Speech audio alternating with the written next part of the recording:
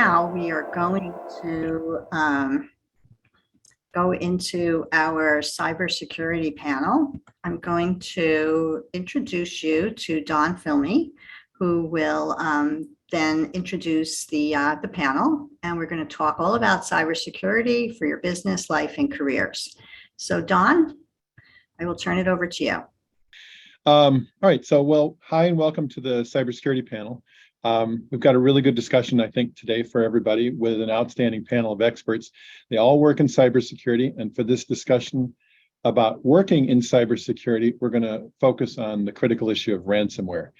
After a brief overview, our panelists will discuss their experiences with ransomware and also how you can move your career into cybersecurity. And if we have time at the end, we'll also take questions on everything we've talked about. But before we begin, let's introduce our panelists. Our panel of experts come from different sections of the cybersecurity workspace, and they bring together an array of valuable perspectives and a lot of good experience. So let's go around, let everybody on the panel introduce themselves, and then we'll kick off our discussion. So why don't we start first with Thereasa. Hello, everyone. My name is Thereasa Barker-Figueroa. I work at the New Jersey CIC, that's the New Jersey Cybersecurity and Communications Integration Cell within the OHSP, New Jersey Office of Homeland Security and Preparedness. So that's basically a state entity of DHS. And Jackie, you want to introduce yourself? Good morning. I'm so pleased to be here. Thank you for inviting me to this discussion. I'm Jackie Grunwald. I'm the VP and CIO of AdvanSix. We are in the business of chemistry, developing and producing a variety of chemical products from nylon to plant nutrients to chemical intermediates that serve a wide variety of markets, ranging from electronics to food packaging to automotive. We're based here in Parsippany, New Jersey, and along with my CISO, I'm accountable for ensuring the cyber protection of our organization and making sure that we've planned for what we would do in a variety of different scenarios. Thank you. And Cara, you want to introduce yourself?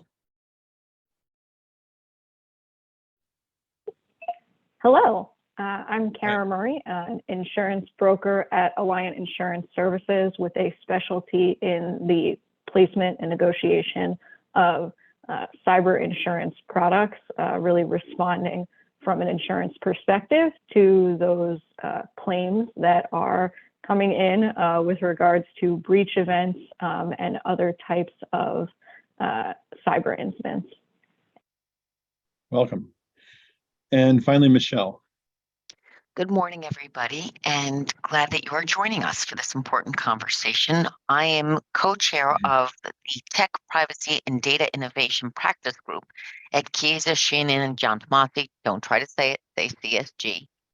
I am a breach coach, but hopefully more often than not, my clients are retaining me to be proactive in terms of understanding what laws that they are subject to, understanding what's in their contracts already and what should be in their contracts, how to vet their vendors, and navigate this crazy world where bad actors are trying to get into their systems and their client systems and their providers all the time. Welcome. And finally, I'm just going to introduce myself really quickly. I'm moderating the panel, but the experts are going to do most of the talking. But I'm Don Philmlee. I am a technology consultant. I've worked primarily with law firms over the last 30 years doing security and technology consulting. So with that, let's get started here. So today we're going to be imagining a ransomware attack that's occurred at an organization. And after we describe that situation, we're going to discuss how to respond because every situation is different. So before we begin, let's talk a little bit, spend a little time setting the stage for what ransomware is.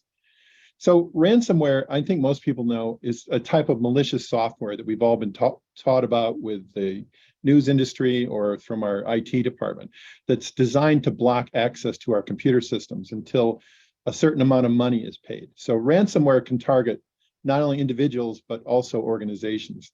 In 2021, 37% of the businesses in the United States were hit by ransom.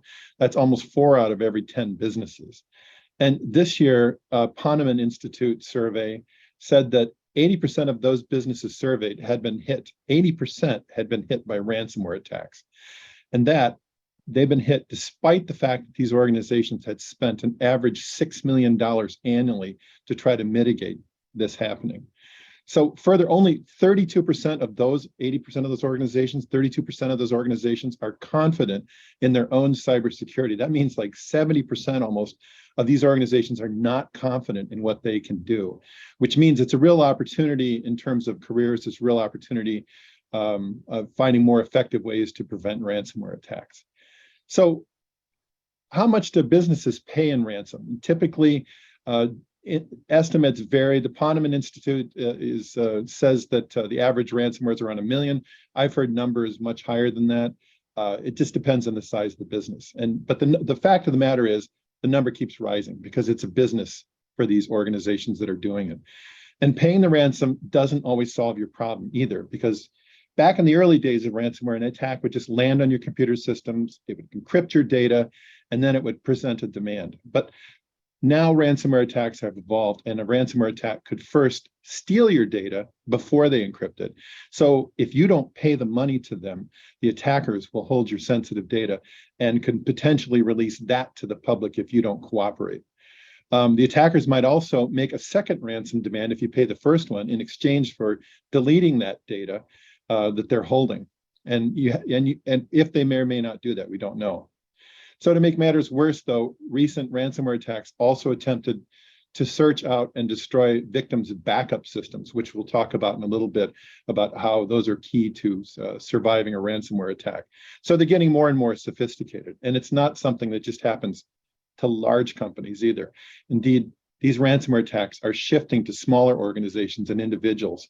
And it's doing it, I think, is for the economy of that. These attackers are, they're in business to make money, so they want to attack people. Smaller organizations are less likely to have the IT group to prepare for it. But anyway, while there's a multitude of advice on how to prevent all of this from happening to your organization, it might be useful to learn about what happens when you're attacked and how you can walk through a ransomware fire and come out the other side.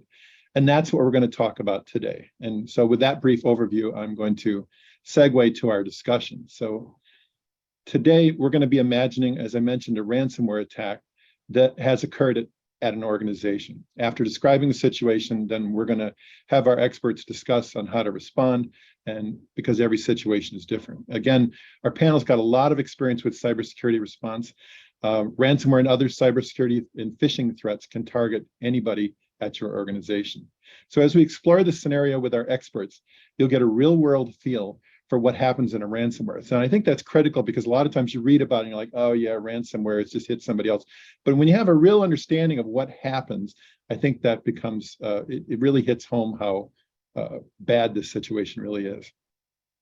So with that, let's talk about our scenario. So today's scenario is going to be, imagine that your organization has a document file sharing system, and all of a sudden you come in that day and it's no longer accessible. Instead of the normal screen you get to log onto it, your users are showing a pop-up screen that says, your data is safe, but it's encrypted and it's no longer accessible. However, the pop-up screen demands a payment of $2 million in Bitcoin within 48 hours and in order to get a private key to unlock your files and tell you who to contact. So that's the scenario we're working with today for the discussion. So let's talk a little bit about what our first actions would be when this happens. I mean, what do you do first, and what are your actions at this point to minimize the damage and attack? So I'm going to open it up to our 4 panelists here to talk about that. How would you identify the scope of the attack to start with? Well, I will jump in and suggest that unfortunately, I'm a necessary evil in this conversation, because everything that you do, you want to have protected by attorney-client privilege. God forbid you should be sued as a result of this, or have to deal with law enforcement or regulators or what have you. What I would then suggest to my client is that you hire forensic folks under the auspices of your counsel to find out, just as Don suggested, what is the extent of the attack? What are you dealing with? And then you can start to get a handle on what you're facing. But that's just one step of the process. I'll stop there, Don, and let the other folks jump in. I'll add on to that. So 100% agree. And we partner with an incident response firm, an IR firm, as well as outside counsel in preparation for a scenario like this.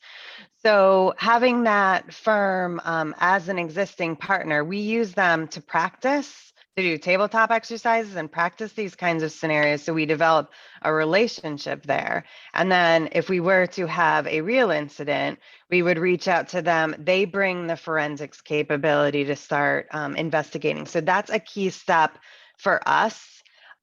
One thing though, as a manufacturing company that's super important to us, this document system is sitting in our IT network, but we also have an operational technology network or an OT network, and that is super important to me to protect. So I'm going to take action to disconnect that from the outside world and from our IT network in order to protect that as a really important critical action, as well as the action, to begin that investigation and try to understand what's really happening in our environment.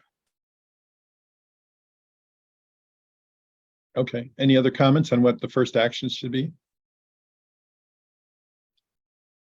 I think this Okay. may jump ahead to our next kind of commentary, but definitely at this point too, in the initial steps is if you do have insurance coverage, you're going to get in contact with your insurance carrier. In part, that's going to be to help with what Michelle had said about getting involved with counsel as soon as possible and protecting with attorney-client privilege.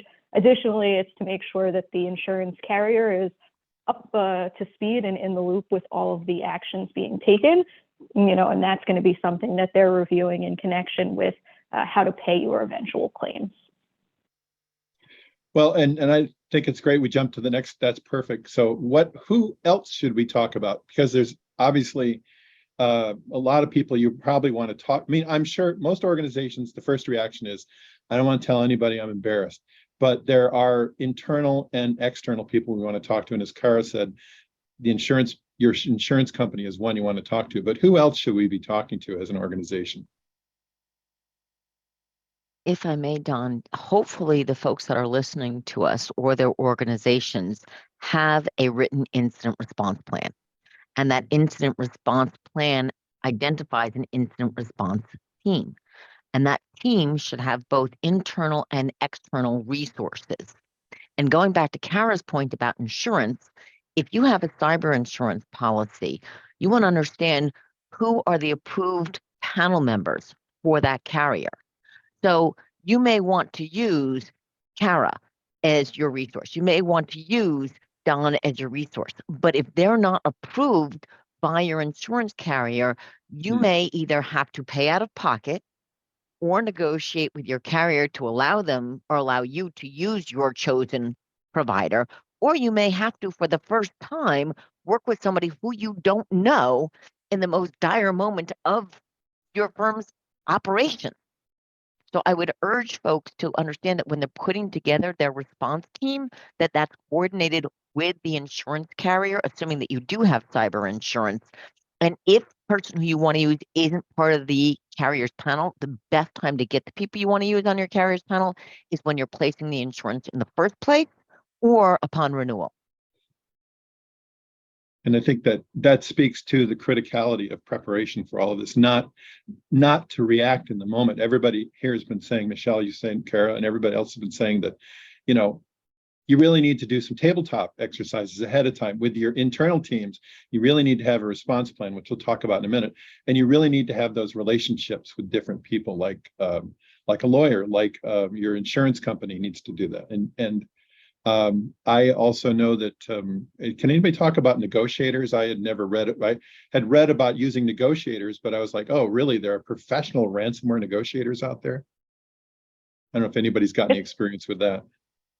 It is something that's largely, we don't think that a company would need to have one on retainer in the same way that you might want to have a more broad IR firm. But again, something as part of your insurance coverage or even If you don't have insurance coverage and you have external counsel, that's where you can have those recommendations of those negotiation firms. There are a number of them that do negotiate. The other benefit of a lot of those firms is that they keep a bank of cryptocurrency so that you don't have to also figure out how to procure Bitcoin or other types of cryptocurrencies in the moment of a ransomware attack. So that's really the benefit there. Plus, those negotiators, in theory, have the relationships with the friendly malware and ransomware providers. That is something that we've seen some variance on lately, where certain nefarious groups are more reliable when it comes to actually accepting the ransom and giving you back your keys. Some are not as reliable. So that's something the negotiator will also have experience with. Yeah, that's the thing that when I read about that, I thought, oh wow, so there's a set group. I mean, I know that there's probably a lot of people doing ransomware, but there seem to be set bad actors, that set companies, set organizations that people know. It's like from the sounds of it, it's like 4 or 5 big name organizations, and some of them, as you said, can be relied upon to once you pay the ransom, to release your data accurately. Matter of fact, I'd read one time where an organization had released the data, but because it was taking so long for them to decrypt the data, like days, they were in constant, the hacker was in constant contact with the company. It's like, no, don't worry, we've got this, like some sort of support team talking about recovering your data.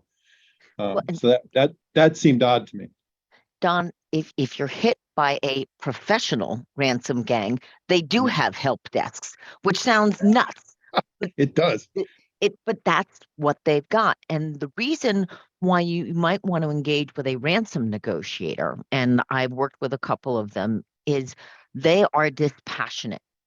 If you're the business that's been compromised, you are way too emotional, and you should not be negotiating.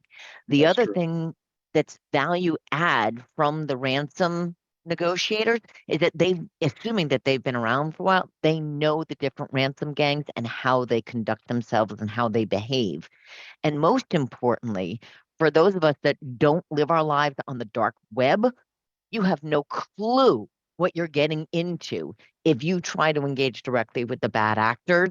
And instead, you have the ransom negotiators who know how to navigate the dark web without having the bad actors not only potentially staying in your systems, but finding new backdoors while you're negotiating with them so they can come back in, even though they've given you the decryption key. What about state or federal agencies? Do we need to respond? I mean, including law enforcement. When do you get them involved, or do you get them involved? So I'll jump in here. So basically, you're going to want to get them involved pretty much immediately. Basically, you're going to definitely make sure that you're following your incident response plan, trying to figure out, point of entry and everything. But there's a list of reporting requirements that should be included in your incident response plan. That includes internally all the way up to the CEO. They have to know what's going on, your insurance provider, and then law enforcement.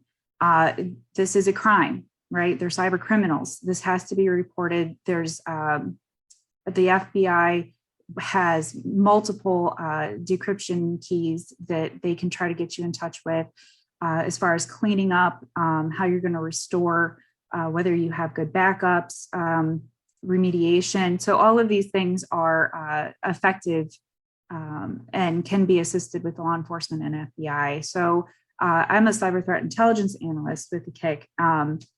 And what I do is, I not only do intelligence and reporting and work with the FBI and DHS and CISA, but we also respond. So incident response, right? So these ransomware attacks can be reported to the New Jersey KIC. And if we can't help you, depending on whether you're a state organization or a public organization versus a private organization, we can get you to the right people.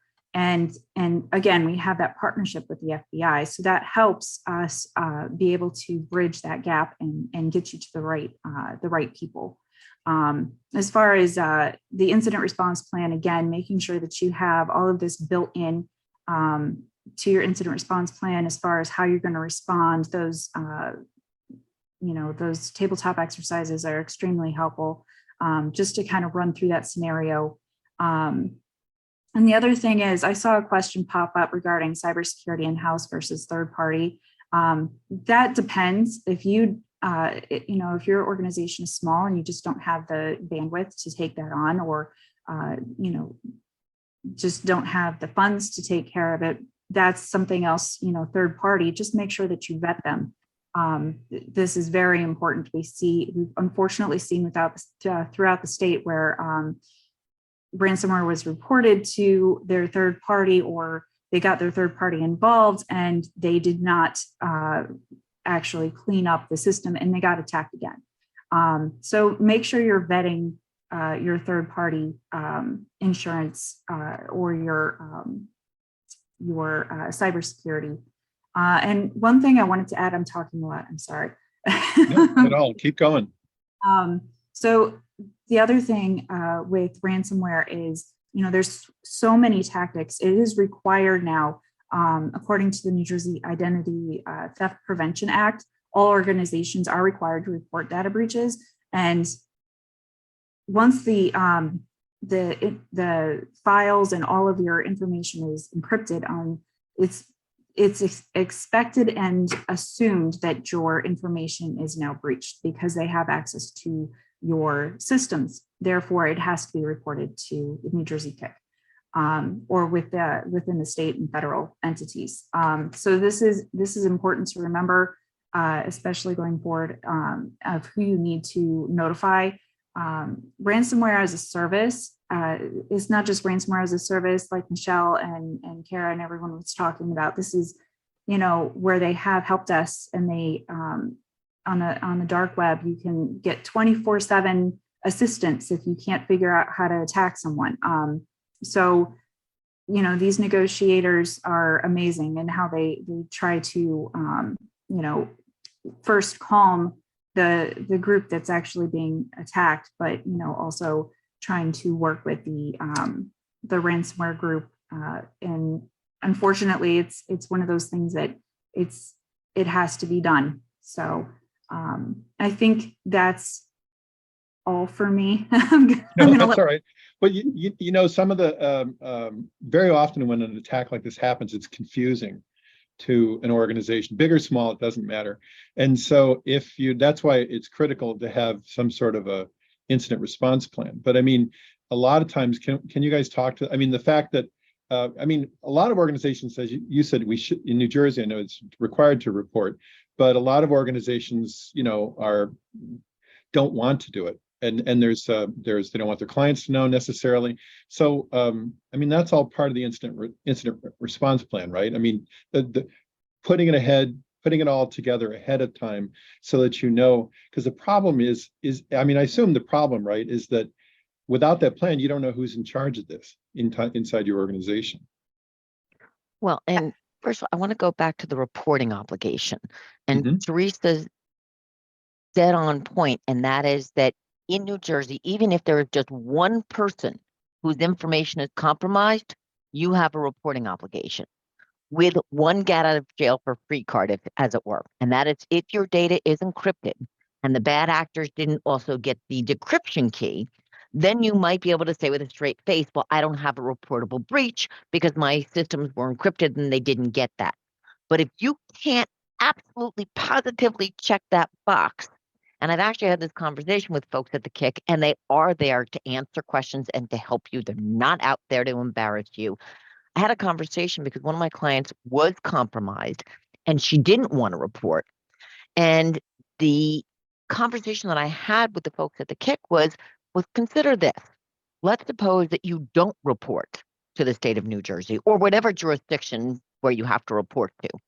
And now, a year later, that person's information pops up on the dark web and an investigation is done. And lo and behold, it comes back to your breach that you didn't report. Now, not only did you not report in a timely manner, and therefore you might be subject to litigation, you're also going to be subject to fines for failure to report in a timely manner.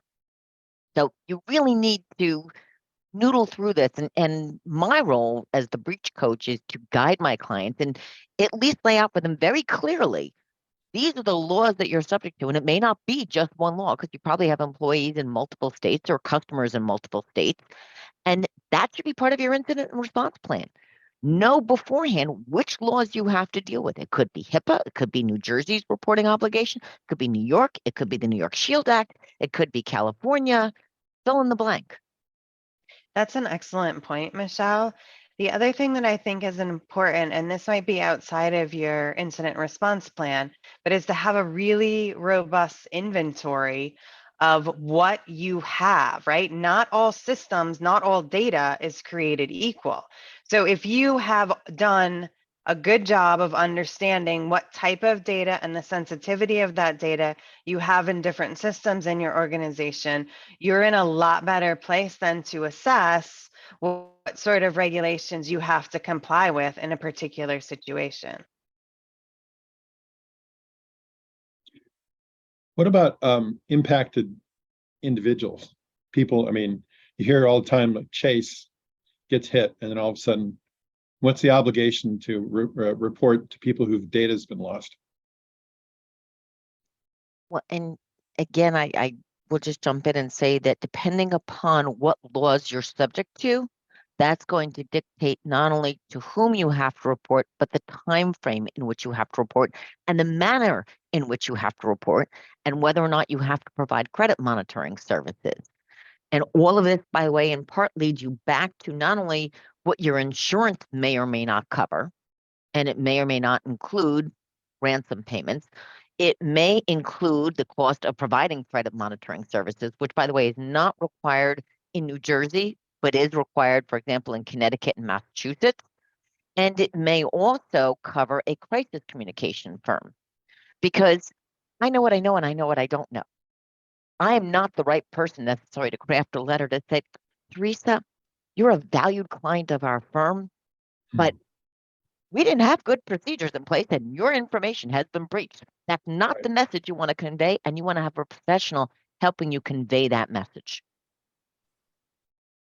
Has anybody seen this is a question I didn't pose in our preparatory, but I just has anybody ever seen anything about the operational cost of having to deal with something like this? There's obviously the ransom, and that's the cost that everybody talks about. But with all of us other involved, I've never seen any statistics that talk about operational costs of like ramping up to do this and then actually running through it and having all these people involved. So there are, I'm sorry, go ahead. I don't mean to step on you. No, go ahead. Okay. So there are multiple statistics from various, throughout the industry, researchers. Statistically, most recently, it's been $1.8 million, and the amount of time that it's taking to recover. That's the estimated amount for larger organizations. It's because it's taking longer to recover because they do have to negotiate. Now, the other thing people, organizations forget about is that, is this a sanctioned, is this a state-sponsored entity? Is this the APT associated with with a nation state that has been sanctioned by the US? These are very important things that need to be considered, because that might hinder you from trying to negotiate or paying a ransom. So again, this takes time, and this takes longer, which means that they're not being able to get their systems back up and running. This can really impact productivity, not just the ransom, also including, response and how they're, whether they have to pay a third party or if there's any fines. So it can get up there as far as how much they have to pay, an organization may have to pay. Cara, did you have a Yeah, I'm comment? glad Thereasa had the actual statistic. That was very helpful. I would just also say too, thinking about it in terms of a holistic business expense. So if you have a ransomware event, that could prevent any number of individuals at your organization from doing their jobs, either because maybe as an IT function, they've been rededicated to that response to the incident, or because, for any number of other reasons, they're just not able to do their regular business function. So if you are a retailer and it is the holiday season and all of a sudden your registers all go down because there was a ransomware event, you're losing profit from your business because you're not able to make sales. Or, sometimes we've seen this too with law firms where if you're not able to actually service your clients, you're losing billable hours. And so those all become business interruption related costs that are associated with the ransomware event. And they may not have anything to do with the technical problem, but it is a business interruption. So is it Cara, is it a technical or a business decision to pay the ransom? I mean, how do you decide to pay the ransom? Is it a technical or a business decision, or what is it? It's a lot of different decisions. I mean, certainly with what Thereasa had said, it is also a sort of legal and regulatory issue, whether or not you can even make that payment due to the sanctions issues involved.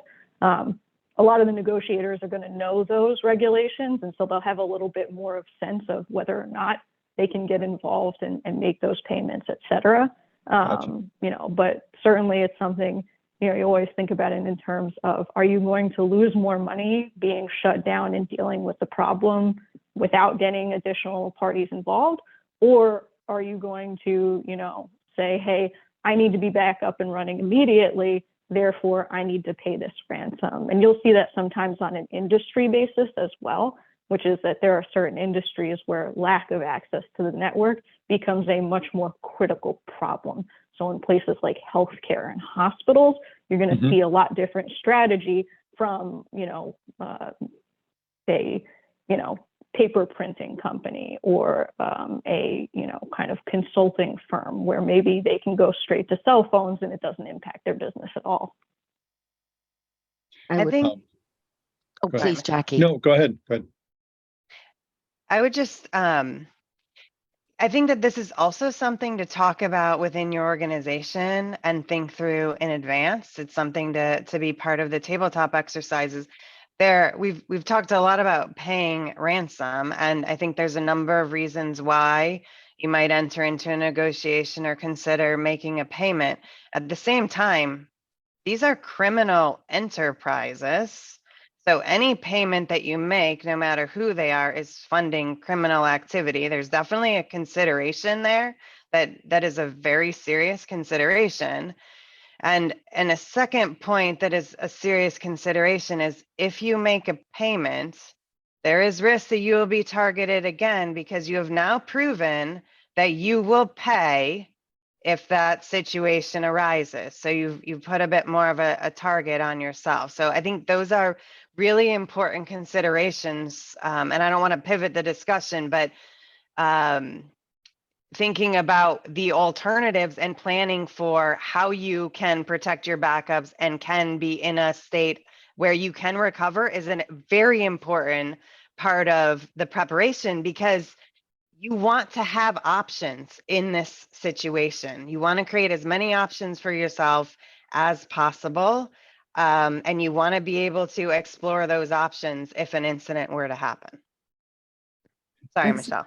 No, by all means. And if you guys remember what Jackie said earlier, which was so important, is that she said, if it's hit one segment of my system, I'm going to take another segment of my system offline. And that goes back to exactly what Jackie just said.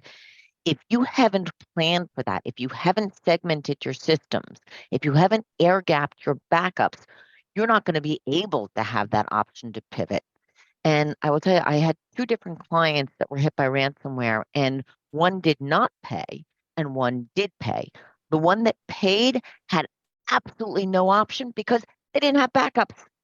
They had nothing to go on and they didn't have a choice. Whereas the other company, timing is everything.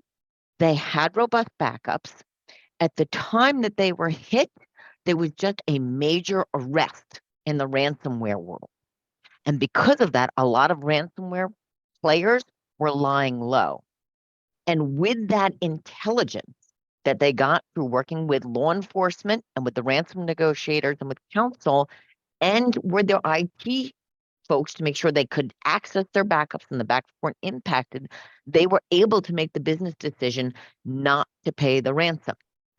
But I'll also add that they continued to monitor the dark web through a third party for the next year to see if, in fact, their data still cropped up at some point.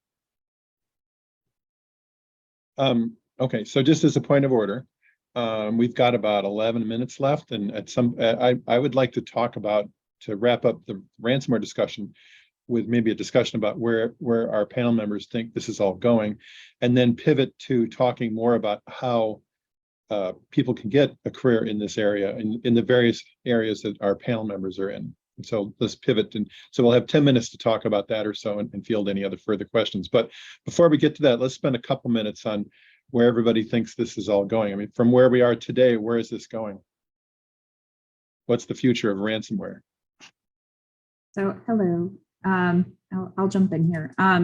For sure, the ransomware outlook is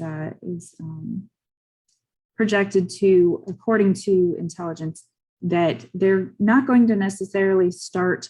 Ransomware is just going to continue. It's just going to get, it's just going to increase the amount of different actors that are out there. They see, they take advantage of certain times of the year, targeting, there's so many ransomware as a services now where there are these, the code is available on the dark web. And there's so many different ways in. So one thing that we've noted is that, according to intelligence, that the threat actors, especially the ones that came from Conti and Black Basta and Blackbite and those, they are tending now to encrypt the data, take the data, not necessarily encrypt the data, but take the data, exfiltrate the data. They're going to hold on to it and threaten to put it up. That's not only are they, asking you to pay a ransom so that they don't post it, right? They're asking you to pay the ransom to decrypt and so that you don't, put that information out there. So one thing that we've noticed is that they're not necessarily all starting to encrypt the machines, but they are holding them for ransom so that they can't access, but they're just taking that information and selling it. Breached information, we've seen multiple breaches coming up, and all of that information is being sold on the dark web and for millions of dollars in some situations. Sometimes only, a small amount, but depending on the load of data that's out there, it can be millions of dollars. So the threat actors are not only getting money for the ransom, but they're also getting money by selling all of this data. So again, that's a transition that we're starting to see. So I just wanted to put that out there. Anybody else want to look in the crystal ball? I would add a little bit of everything old is new again. So certainly building off of what Thereasa had said, really the data breach element becomes a big issue. And that was a decade ago, really the biggest cybersecurity problem were data breaches. And then ransomware overtook it. And now it looks like we're seeing a hybridization of both of those mechanisms. And so, we get a little bit of the risks circling back around as to what becomes the highest priority of the friendly ransomware providers and also of businesses trying to respond to those criminals. And also looking at it from a perspective of, ransomware is low-hanging fruit. It's a financial attack. They are looking for money. And if they find an easier way to get money out of businesses, they will move to that immediately. Oh, yeah. But this, for now, continues to be the easiest way.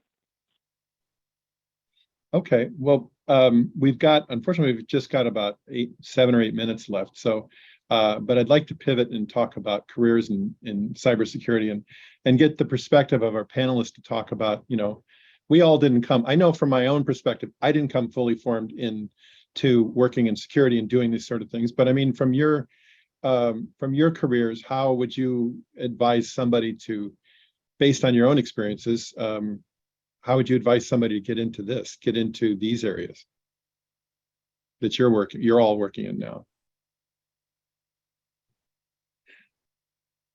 Anybody So want I- to volunteer? Should I just pick on somebody here? I'll go ahead. Go ahead, and- Teresa. Yeah. So it's just a matter of, it's your passion, right? I started my career in a non-traditional way. Many of my coworkers and colleagues started in non-traditional ways as well. You can definitely do certificates. You could go the route of college and get your degrees. I joined the Air Force when I was 17, and I was a security forces troop. I was a cop. I did 15 years of law enforcement. I ended up going and getting a bachelor's degree from Rutgers, but not in criminal justices. And not in cybersecurity, is in criminal justice. And I had a minor in homeland security.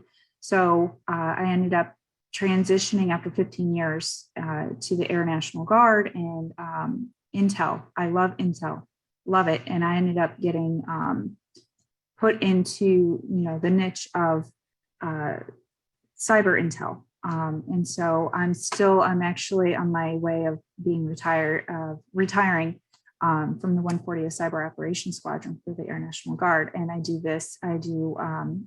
my full-time civilian job as an intel analyst with the New Jersey TIC. So that really helped me kickstart my career. It's a passion of mine. I continue to do that, certificates and trying to make sure that I'm keeping up. It's just like a doctor, right? You need to make sure that you're following up with, current trends and it changes more frequently than I can say.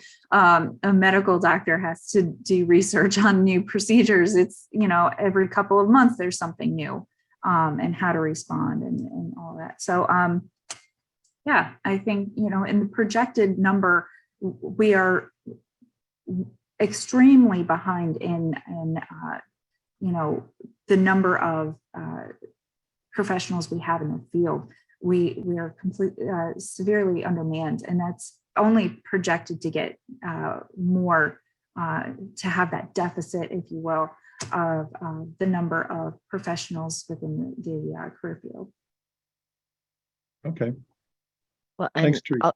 I'll Go give ahead. a plug for Teresa's organization, because if folks on this call are dabbling in cyber and privacy a little bit now and want to get further involved, NJCCIC offers courses, offers opportunities, offers internships. And I would absolutely look into what the CCIC offers. These are free resources, it's free education, and you can make connections. And I will tell you, when I went to law school way back when, there was no such thing as cyber and privacy. It didn't exist. I went back to school and I actually have gone through 3 different certification programs at 3 different schools. And the courses are out there, depending on whether you want to approach this from law enforcement, whether you want to approach this from being a breach coach, whether you want to approach it from the forensic side. I will tell you, this is an industry that is not going away. And so long as there are bad actors out there, there is a need in this field. Cara or Jackie, do you have any words of wisdom? I think those are fabulous suggestions. I would just also suggest, reach out if you're looking to make a change. Reach out in your organization to the cyber professionals that might be there and understand, what they do on a day-to-day basis. I have a team member in IT. He's a project manager, and he expressed that he's really interested in developing his career in cybersecurity. He doesn't have any formal training or any experience, but the first thing that we've started him on doing, and we didn't talk a lot about this, but you have to remember that cyber protection is the responsibility of every person in the organization. So a super important aspect of preparedness is cyber awareness, is what your program is, how you engage people across your organization in safe cyber practices. So we have him leading our efforts now on safe cyber practices, which is a great way for him to start to learn more about what our cybersecurity team does, what the opportunities are, and to get more exposure to the capability and technologies. Look for bubble assignments in the organizations or projects that you might be able to help with that would allow you to learn more. Yeah, there's a lot of user training that's required. I mean, you're right, we didn't cover that, but users are really at the core of of the phishing problems, because it's always or of the ransomware, because you click on something and then the whole organization's at risk. So it comes down to training, and training really, that's not a security and somebody area. So you could easily you could pivot from something else to doing training in this sort of area. You're absolutely right. Hey, Don, it's Elaine. I don't want to interrupt. I don't think everybody got their chance to answer that question, but there's a lot of good questions in the chat. I don't know if you've seen them, but maybe we can take 5 minutes and go through some of that. I know that our next speaker is already here, so I don't want to get too far behind in the agenda, but you might want to look through some of those questions. Okay. Well, give us a second to look through. Maybe we could, Sure. Maybe Cara could give us a couple minutes on what she thinks we could be doing while we look through these questions real quick. Cara, did you have any quick comments on how to get into this industry? Echo what everyone else has said. There are so many different ways into the industry. And there's also, kind of building off what Jackie had said, working within your organization, and also thinking about it in terms of, cybersecurity is everyone's responsibility at an organization, which means that you don't necessarily have to change your career path to have an involvement in the cybersecurity space. That there are a lot of other parts of a business and departments where you're going to have some contact, even if you are not necessarily leading the charge in terms of making sure that your code is up to spec, or making sure that you have the technical response in place. So, in places like HR, finance, all of these other departments, you are still going to see some of those responsibilities, and having even an interest or, some versing in the cybersecurity space will help no matter what part of a business you're working in. Absolutely. Okay, well, let's pivot to some questions then. I don't know, our folks on the panel, have you looked at any of the questions at all? I've looked at a couple of them here. Anything you want to talk about or address? Let me say, one question is about the technology as it's being related to this sort of security, cybersecurity.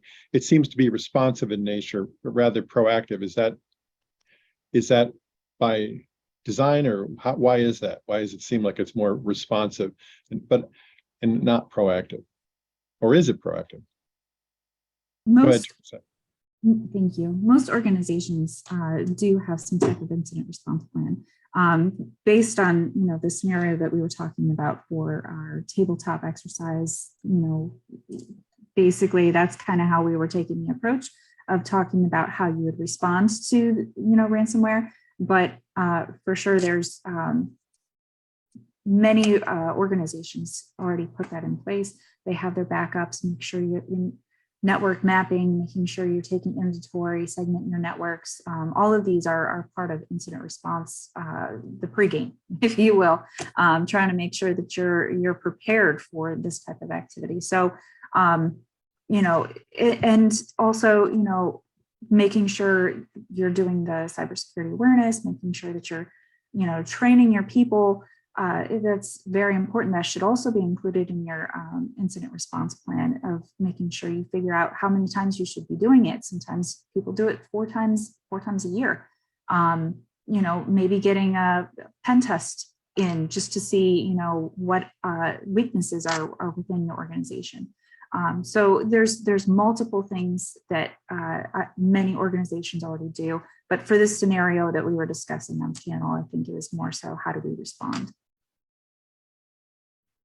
May I go ahead. also just add to the response, and that is that I think one of the reasons why the focus has traditionally been, for better or worse, on reactive rather than proactive is that until the last few years, unless perhaps you were in healthcare and subject to HIPAA, or you were in the financial industry and subject to Gramm-Leach-Bliley, the legal hammer was after a breach occurred and did not mandate proactive measures.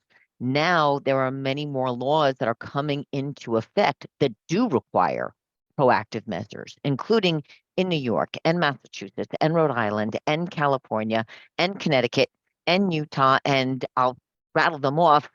But the point being that now companies, whether they like it or not, are being forced to be proactive or face additional fines. And a lot of larger companies, when they're looking for vendors, they're now sending them questionnaires and saying, how are you prepared? How are you going to protect my data? How will you respond to an event like this? Will you report it to me? When will you report it to me?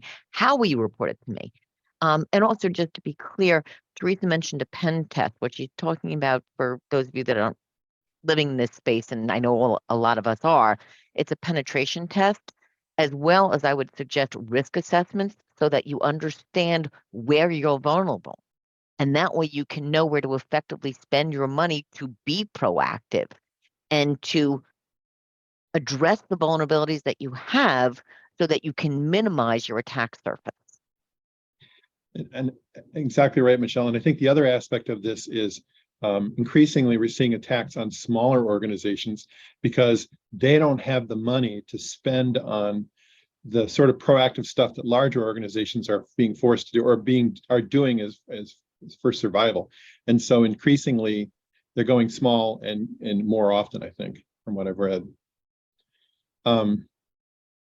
So let's take one more question. So somebody had mentioned something about, there was a previous conversation on the forum earlier about cryptocurrency and the fact that it's pretty much a private, cryptocurrency is very private. And that makes, according to the person asking the question, it makes that ransom payment possible. Does the panel see the future restrictions on the privacy of cryptocurrency happening or not? And it may be, we don't know. So I don't. Well, I will share with you all anecdotally that one of the attacks that I dealt with after we had negotiated the ransom, because our client had made the business decision to pay, and they assumed they were going to be paying by Bitcoin, the bad actor said, well, we'll give you a 15% discount if you pay in Monero. And the reason why the bad actors wanted Monero is that Monero is harder to trace. And they didn't want somebody to be able to follow the money back to them. Yeah, I don't see privacy being lifted from any of the cryptocurrency. I mean, maybe the FBI or the CIA or somebody's got the ability to track this down, but I think on as often as this is happening, I don't see, you know, at the state level or the general federal level, I don't see that there's going to be a break with privacy on cryptocurrency. Maybe I'm wrong on that, but it seems like it's got a head of steam at this point, and there's too many other value points with it that it's never going to happen. Any other questions? I don't know if I hit everything that I could see really quickly here. I think, Don, that there's probably more, and maybe if some of the panelists could stay on for a few minutes and answer them in the chat, that would be great. But we do have our next speaker lined up and ready to go, so I want to be respectful of her time as well. But very good. Thank you, and Cara, Jackie, Thereasa, thank you all for participating and sharing all this information with us.